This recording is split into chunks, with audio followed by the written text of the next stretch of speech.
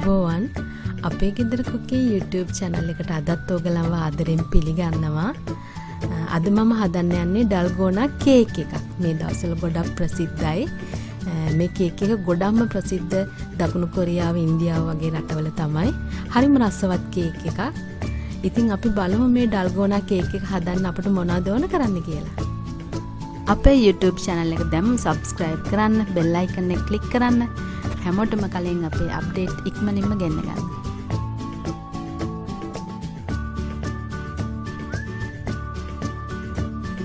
Dalgona Cake එක හදන්න ඕන කරන ද්‍රව්‍යයන් වල ප්‍රමාණයන් මම දාලා තියෙනවා.